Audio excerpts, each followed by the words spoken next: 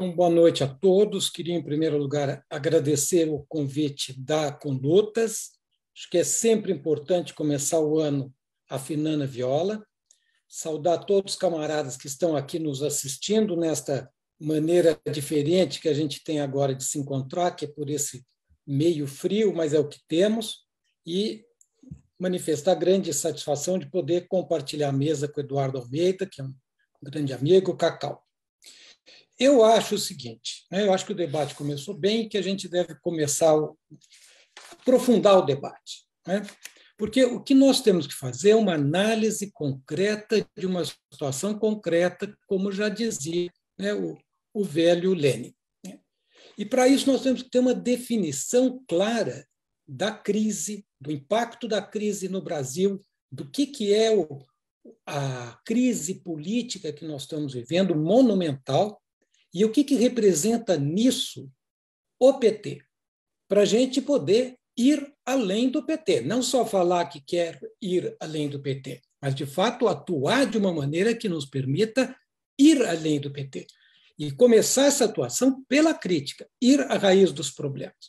Eu tenho um acordo, digamos, geral com o quadro que foi montado pelo Eduardo. Na verdade, nós estamos vivendo uma crise profunda. Eu vou dizer assim, uma crise da civilização brasileira. Esse é o tamanho da crise. E para começar pela crise sanitária, que não foi resolvida, e que já pegou em 2 anos 632 mil brasileiros do ponto de vista oficial, e que faz o Brasil, com estes números, ter uma taxa de mortos de 2.941 mortos por milhão.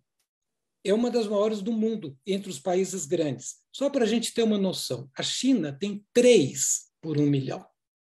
E a média do mundo é 739. Então, eu quero pegar aqui e politizar isto. Isto é o quê? Isto não é uma política do Bolsonaro.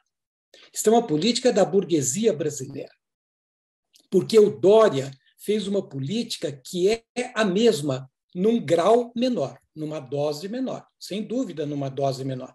É melhor a dose menor do que a maior? Eu acho que é melhor. Ou é menos pior. O que isto revela? Isto revela que a burguesia rompeu definitivamente todos os nexos morais com a classe trabalhadora, com as classes subalternas. Este é um primeiro elemento que a gente tem que ter claro.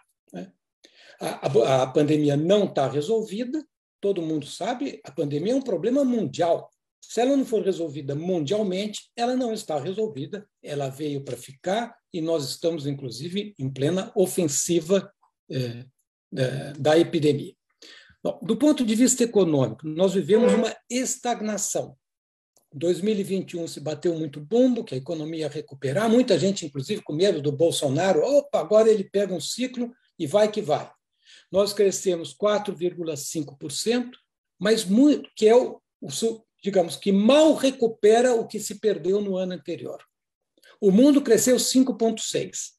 Só para a gente ter uma ideia, entre 2013, porque, Cacau, a data não é 2016, a tragédia começou com a Dilma, começou já em 2014 de maneira já qualitativamente diferente em 2015. Mas de 2013 a 2021, a economia brasileira está parada, estagnada. Então, é uma crise de estagnação. E a gente tem que saber o que está por trás disso. Não é uma crise passageira. Fica todo mundo, não, agora a coisa vai, agora a coisa vai. Não, a coisa não vai. Porque é uma crise do capitalismo que tem um impacto devastador na economia brasileira. Bom, a economia está com uma inflação alta, uma inflação que vem do mundo, aqui ela é potencializada. A burguesia aproveita isto para reforçar a sua agenda, que é a agenda da austeridade fiscal. E nós, na esquerda, não temos uma contraposição, porque não tem um projeto alternativo. Bom, e não há nenhuma perspectiva de melhoria. As projeções oficiais para o crescimento em 2022 é abaixo de 0,5%. Não estou falando a previsão estou falando a previsão do governo federal. É abaixo de 0,5%. Então, nós vamos fazer o 9º ano com a economia parada. uma crise que todo mundo falou aqui, monumental. Eu vou pegar só alguns dados, só para ilustrar, para a gente ter uma coisa tangível. 1 de cada 4 brasileiros está ou desempregado, ou desalentado, já nem procura emprego, ou trabalha menos do que 40 horas. Nós estamos assistindo, na recuperação do mercado de trabalho, uma precarização brutal do trabalho. Aumentam os trabalhos informais, aumentam o único trabalho que recuperou o nível de pré-pandemia é o segmento que ganha menos do que um salário mínimo. Um arroxo salarial brutal. Em 2021, a classe trabalhadora perdeu, em média, mais ou menos 9% do seu rendimento. E o Edu já comentou, mais de metade da população brasileira vive na insegurança alimentar, um aumento exponencial da desigualdade social, da miséria e da pobreza. Este é o quadro. E a isto vem uma crise ambiental, que é monumental e que no Brasil é a ofensiva sobre a floresta, aliás, potencializada pelas ações do Lula, né, que abriu a floresta para o capital. E não abriu à toa, a gente tem que entender, não é um problema contra o Lula, é um problema de ver quais são as forças que movem o Estado brasileiro. Né? E uma escalada dos desastres ambientais urbanos. Então, esse é o quadro geral. E dentro deste quadro, uma crise política e institucional profunda. Nós temos que ter uma leitura desta crise. O que é esta crise? Então, eu vou lançar uma hipótese. É a crise terminal da nova república. Se ela é uma crise terminal da nova república, ela só vai se resolver com uma alternativa à nova república. E esse é o debate real que está posto na sociedade brasileira. Quem matou a nova república? Nós assistimos, a Lava Jato matou a nova república. E o que põe no lugar? Esse é o debate que está posto. Quando que começa essa crise? Em 2013, quando a moçada foi para a rua com a Constituição brasileira de baixo, pedindo políticas sociais padrão FIFA, pedindo a Constituição de 88. E o que a burguesia deu? A burguesia rasgou a Constituição. Falou, não vamos dar nem isso, e nem o pouquinho que foi dado nós vamos tirar. E começa um outro ciclo, este é um pântano. Nós estamos em plena crise. A eleição vai se dar sob a tutela militar. Os generais vão às reuniões no TSE. Um ex-ministro do Bolsonaro é quem preside toda a logística do sistema eleitoral. É uma crise institucional por dias. Daqui é um pântano. O Brasil não está saindo do pântano na eleição. Ele continua se afundando no pântano. E quem pensa que o Lula é a solução tem que ter uma visão um pouquinho mais dinâmica e dialética da crise. Porque o Bolsonaro ele é o produto das frustrações criadas durante o governo Lula. Não só do Lula, durante toda a nova república, mas o Lula seria, digamos, a força mais legítima da nova república. E se o novo governo frustrar outra vez, não tenham dúvida nenhuma, ele vai criar um outro Bolsonaro, que pode ser o próprio, pode ser um outro, pode ser os militares, a gente não sabe. Mas há uma dinâmica, não é uma independência do Bolsonaro com o Lula. No Chile foi Bachelet, Piñera, Piñera, Bachelet, Bachelet, Piñera. Não foi uma coincidência. Não é o seguinte, que existem dois processos, de repente vem um, vem outro, estão ligados. Não quer dizer que sejam a mesma coisa, não são a mesma coisa, mas eles estão ligados. Se o diagnóstico que nós estamos vivendo, uma crise institucional profunda, a olho visto, no Supremo, no Judiciário, no Legislativo, em tudo, o país está num pântano, ele vai afundando, cada vez mais afundando. E a eleição do Lula não é sair do pântano, é mais um passo. Porque o que vai ser o Brasil em 2023, em 2024, quando todas as ilusões criadas pelo governo do Lula forem, digamos, buraco abaixo? Porque qual é o traço para a classe trabalhadora? Um acelerado rebaixamento do nível tradicional de vida dos trabalhadores. Mas é tão brutal que isso é a barbárie. Qual é o nosso problema? O nosso problema é a barbárie. É esse que é o nosso problema. E qual é a origem da barbárie? Não é o Bolsonaro a origem da barbárie. O Bolsonaro é a expressão política maior da barbárie, mas ele não é a barbárie. Se fosse, seria tranquilo. A gente tirava o Bolsonaro e pronto, está tudo resolvido. Mas o problema não começou ali. O problema está que existe uma crise do capitalismo. É uma crise estrutural. Este é um capitalismo que tampa um buraco, cavando um buraco maior ainda. É o capitalismo da catástrofe, do abismo. E por isso, Cacau, para a gente fazer um debate franco, que é isso que a gente tem que fazer. Quando você diz o PT é um reformismo, vamos dizer, eu até vou pôr na tua boca, depois você, com a própria boca, faz. Você diz, Plínio, quando eu falei reformismo, foi uma generosidade, é um sub-reformismo. É um quase nada de reformismo. Mas não existe quase nada, não existe reformismo nenhum. Isso aqui é a crise estrutural do capital. Não existe nem no Brasil, nem na Suécia, nem na Espanha, nem em lugar nenhum. E qual é a cara desta barbárie no Brasil, Cacau? Porque a gente tem que ter uma leitura histórica do país, porque os problemas estão na história, as soluções estão na história. É uma reversão neocolonial. Põe o nome que quiser, é o colapso do Estado Nacional. É isso que a gente está assistindo. E o Bolsonaro, nisso, é muito lúcido. Por trás daquele homem tosco tem um animal político de grande intuição. Ele está falando o seguinte, eu vim aqui para destruir. E é isso que ele tem que fazer. Ele tem que destruir tudo que foi construído de democrático e de republicano na história brasileira. Ele tem consciência clara disso.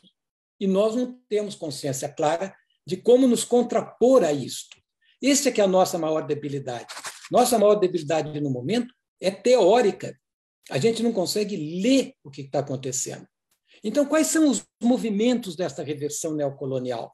Na economia, uma mudança no padrão de acumulação. Em que direção? Na especialização regressiva do Brasil na divisão internacional do trabalho.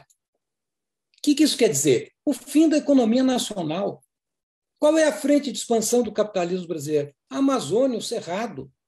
E é por isso que o Lula, muito antes do Bolsonaro, no seu governo, franqueou a Amazônia ao capital. E é isso que explica a Marina ter saído do governo. É por isso que a Marina saiu do governo. Porque a política ambiental do Lula foi dose de leão para a Marina, para o ecocapitalismo da Marina. Então, é essa que... Bom, e aí este novo padrão de acumulação neocolonial, ao qual corresponde um trabalho neoescravo, e daí vem todo o racismo, tudo, daí vem toda essa coisa que a gente pensava que não existia, brota. Não brota do nada, não brota da cabeça do Bolsonaro. O Bolsonaro não é a causa, ele é a consequência. A gente tem que ir para a causa.